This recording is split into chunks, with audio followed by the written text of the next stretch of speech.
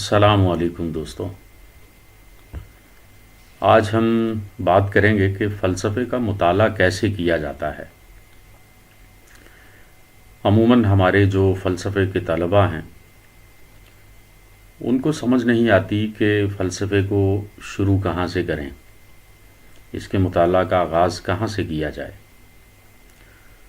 اس پر کافی مصنفین نے لکھا ہے، علماء نے لکھا ہے، لیکن اس کے باوجود طلباء کے لیے مشکل ہوتی ہے مختلف کتابوں میں سے ان متعلقات کو ڈھونڈنا اور جمع کرنا جو صرف اور صرف فلسفے کے مطالعے کے حوالے سے ہیں۔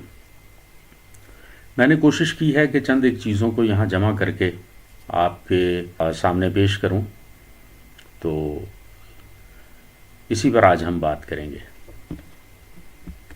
ہمارا موضوع ہے فلسفے کا مطالعہ کیسے کیا جائے۔ فلسفے کے ایک طالب علم کو پہلے سے سیکھا ہوا یا پڑھا ہوا سب کچھ بھول جانا چاہیے، کیونکہ اگر وہ اس خیال کے ساتھ فلسفے کا مطالعہ کرے گا کہ وہ کچھ جانتا ہے تو وہ کچھ بھی نہیں سیکھ پائے گا۔ فلسفہ ان تصورات سے بحث کرتا ہے جو انسانی ذہن میں آج تک پیدا ہوئے اور پیش کیے گئے ہیں، یعنی فلسفہ زندگی کے بنیادی مسائل اور ان مسائل کو حل کرنے کی کوششوں کا منظم خاکہ پیش کرتا ہے۔ فلسفے کی متعدد شاخیں ہیں جن میں مابعد الطبیعیات یعنی میٹا فزکس، منطق یعنی لاجک، اخلاقیات یعنی ایتھکس، جمالیات یعنی ایستھیٹکس، علمیات ایپسٹیمولوجی اور دیگر کئی شاخیں اس میں شامل ہیں۔ معاشرہ کے ہر تعلیم یافتہ فرد کے لیے فلسفے کا مطالعہ کرنا ضروری ہے، کیونکہ بنیادی طور پر ہر انسان کا کوئی نہ کوئی فلسفہ ضرور ہوتا ہے اور مطالعہ سے وہ بڑے بڑے مفکرین کے خیالات سے مستفید ہو سکتا ہے۔ عام طور پر فلسفے کو دو طریقوں سے دیکھا جاتا ہے۔ نمبر ایک، تاریخی ارتقاء کو مد نظر رکھتے ہوئے کہ کس طرح فلسفے کے مختلف نظامات وجود میں آئے۔ نمبر دو، مسائل کی شکل میں، یعنی فلسفے کے ایک خاص مسئلہ پر کس نے کیا لکھا۔ فلسفے کا مطالعہ ان دونوں طریقوں سے کرنا چاہیے۔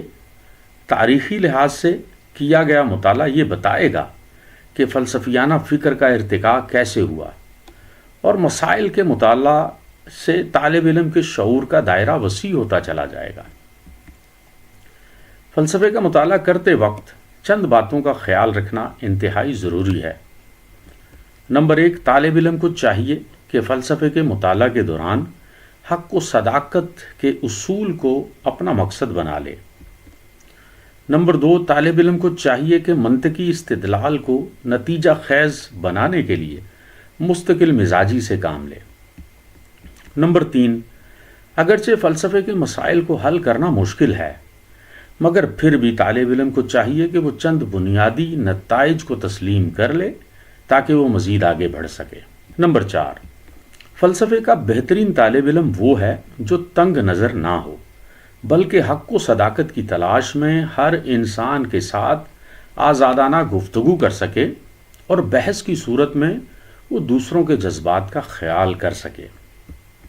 نمبر پانچ، طالب علم کو چاہیے کہ فلسفیانہ مسائل سے متعلق انسائکلوپیڈیاز، مقالوں، کتابوں اور رسالوں سے مدد لے۔ ڈاکٹر ڈی ایس رابنسن کی کتاب مقدمہ فلسفہ حاضرہ کا تیسرا باب اس حوالے سے بڑا مفید ہے اور فلسفے کے طلباء کو اس سے مدد لینی چاہیے۔ اس میں فلسفے کے مطالعہ کے چند عمدہ طریقے بتائے گئے ہیں۔ میں یہاں چند طریقوں کے بارے میں آپ کو بتانا چاہوں گا۔ نمبر ایک، فلسفے کی اصطلاحات کا مطالعہ۔ اکثر طلباء کو اس بنیادی مسئلہ کا سامنا رہتا ہے کہ فلسفے کی زبان بہت مشکل ہے۔ اس کی عام وجہ وہ اصطلاحات ہیں جو کسی فلسفیانہ مسئلہ کی طرف اشارہ کرتی ہیں۔ مثال کے طور پر لفظ حادثہ، جس کو ایونٹ انگلش میں کہا جاتا ہے، روزمرہ زندگی میں استعمال ہونے والا ایک عام لفظ ہے، لیکن جب کسی فلسفیانہ فکر میں اس کو استعمال کیا جائے گا تو اس کے معنی وہ نہیں لیے جائیں گے جو ہم عام حادثے کے لیے لیتے ہیں۔ لہٰذا طالب علم کو یہ بات ذہن میں رکھنی چاہیے کہ ہر اصطلاح مختلف علوم و فنون میں مختلف مفہوم کی حامل ہو سکتی ہے۔ اسی طرح تصور یعنی آئیڈیا، خیر یعنی گڈ، تجربہ یعنی امپیریسزم، جوہر یعنی سبسٹینس، تعلیل کیجویلٹی، تکوین بیکمنگ، فضیلت ورچو، اور تعمیم یعنی جنرلائزیشن جیسے الفاظ بھی فلسفے اور فلسفیانہ فکر میں اپنے مخصوص معنوں میں استعمال ہوتے ہیں۔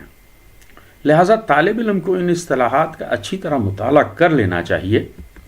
طالب علم جب اصطلاحی مطالعہ کو اپنا معمول بنا لے گا تو وہ فلسفے کی اصطلاحات کو نہ صرف یاد رکھنے کے قابل ہو جائے گا بلکہ اسے ان کے معنی اور استعمال پر بھی عبور حاصل ہو جائے گا۔ نمبر 2، فلسفے کا دوری مطالعہ یعنی پیریوڈیکل اسٹڈی۔ اس طریقے مطالعہ میں آپ فلسفے کی تاریخ کو مختلف ادوار میں تقسیم کر سکتے ہیں۔ اس سے آپ کو انسانی ذہن میں ارتقائی سرگرمیوں اور اس دوران پیدا ہونے والے مسائل اور ان کے متعلق کی جانے والی علمی کوششوں کا علم ہو جائے گا۔ اس سے آپ کسی نظریے یا مسئلے کو اس کے دور یا زمانے کے لحاظ سے دیکھنے کے قابل ہو جائیں گے کہ تب اس میں کتنی فکری وسعت تھی اور آج اس میں کتنا فکری اضافہ ہوا ہے۔ نمبر 3، نظام فکر کے لحاظ سے فلسفے کا مطالعہ۔ اس طریقے مطالعہ میں آپ کسی فکری نظام کا مطالعہ کرتے ہیں اور انسانی فکر کی ابتدائی تاریخ سے شروع کر کے موجودہ زمانے تک لے آتے ہیں۔ مثلا ڈاکٹر نعیم احمد لکھتے ہیں کہ افلاطون نے تاریخ فلسفہ یونان میں پہلی مرتبہ ایک ایسا نظام فکر پیش کیا جو کائنات اور زندگی کے مختلف پہلوؤں مثلا سیاسیات، اخلاقیات، علمیات، طبیعات اور مابعد و طبیعات وغیرہ پر حاوی ہے۔ ایک فلسفیانہ اصول کا اتنا ہمہ گیر اطلاق یقیناً افلاطون کے ذہن کے انتہائی منظم اور مربوط ہونے کا شاہد ہے۔ گویا کہ ایک نظام فکر سے مراد ایسا مربوط تعلیمی مطالعہ ہے جو خالق اور تخلیق کائنات، انسان اور اس کی زندگی کے تمام پہلوؤں کو کسی ایک ہی سلسلہ میں جوڑ دیتا ہے۔ اس حوالے سے فی الوقت اتنا ہی جان لینا کافی ہوگا کہ مادیت، تصوریت، حقیقت، وجدانیت، تصوف، وجودیت، منطقی ایجابیت، نتائجیت، جدلی اور جدلیاتی مادیت وغیرہ فلسفیانہ فکر کے بڑے بڑے نظامات ہیں۔ ایک طالب علم کو چاہیے کہ وہ ان نظام ہائے فکر کا الگ الگ تفصیلی اور دوری اعتبار سے مطالعہ کرے۔ اس سے نہ صرف اس کی معلومات میں اضافہ ہو جائے گا بلکہ وہ مسائل فلسفہ کے نظاموں کے اعتبار سے توضیح و توجیہ کرنے کے قابل بھی ہو جائے گا۔ نمبر 4، فلسفے کا شعبہ جاتی مطالعہ۔ اس سے مراد فلسفے کی شاخیں بھی ہیں، یعنی فلسفے کے وہ بنیادی شعبے جو ہر فلسفی اور ہر فلسفیانہ نظام فکر میں زیر بحث آتے ہیں۔ وہ یہ ہیں: نمبر 1، وجودیات یعنی اونٹولوجی، نمبر 2، کونیات یعنی کوسمولوجی، نمبر 3، علمیات یعنی ایپسٹیمولوجی، نمبر 4، منطق یعنی لاجک، نمبر 5، اخلاقیات یعنی ایتھکس، نمبر 6، جمالیات یعنی ایستھیٹکس، نمبر 7، ذہنیات یعنی فلسفی آف مائنڈ، اور نمبر 8، تاریخ فلسفہ یعنی ہسٹری آف فلسفی وغیرہ۔ ان 4 طریقوں کے علاوہ ایک 5واں طریقہ بھی ہے اور یہ طریقہ آپ کا اپنا ہو سکتا ہے، یعنی جب آپ پہلے سے بتائے گئے طریقوں میں از خود کوئی ترمیم اور اضافہ کریں گے تو وہ آپ کا اپنا طریقہ کہلائے گا۔ ایک ایسا طالب علم جسے قدرت نے بے پناہ مخفی صلاحیت سے نوازا ہو وہ اپنے راستے خود بنا لیتا ہے۔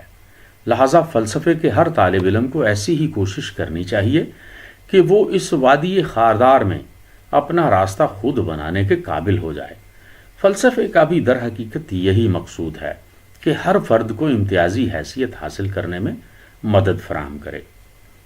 دوستو، یہ مختصر سا تعارف ہے فلسفے کا مطالعہ کرنے کے حوالے سے، اور میں سمجھتا ہوں کہ یہ ناکافی ہے۔ اس میں بہت کچھ شامل کیا جا سکتا تھا اور اس کی گنجائش ہے۔ میری یہ کوشش ہے کہ آپ کے لیے اچھا اور مفید مواد آپ کے لیے پیش کروں۔ लिहाजा आपसे दरख्वास्त करता हूँ कि मेरे चैनल को भी सब्सक्राइब कर दीजिए और किसी भी तरह की दीगर मालूमात के लिए या मुझसे कोई किताब आपको चाहिए PDF फॉर्मेट में, प्रिंटेड फॉर्मेट में, आप मुझसे रब्ता कर सकते हैं। ईमेल नंबर मेरा मौजूद है। इसके अलावा बहुत सी और ऐसी बातें हैं जो फ़लसफ़े के हवाले से, फ़लसफ़े के मुताला के हवाले से, किसी निज़ाम फ़िक्र के हवाला से, किसी फ़लसफ़ी के हवाला से, या अगर आप कोई थीसिस लिख रहे हैं, आप MPhil के स्टूडेंट हैं, आप PhD के स्टूडेंट हैं, आप थीसिस लिख रहे हैं, मकाला लिख रहे हैं और उसमें आपको किसी तरह की हेल्प की ज़रूरत है, तो आप बिला झिझक आप रब्ता फरमाइए। जो आपकी खिदमत हो सकी, जो आपकी मदद हो सकी, हम हाजिर हैं। सलामत रहिए। अस्सलाम वालेकुम।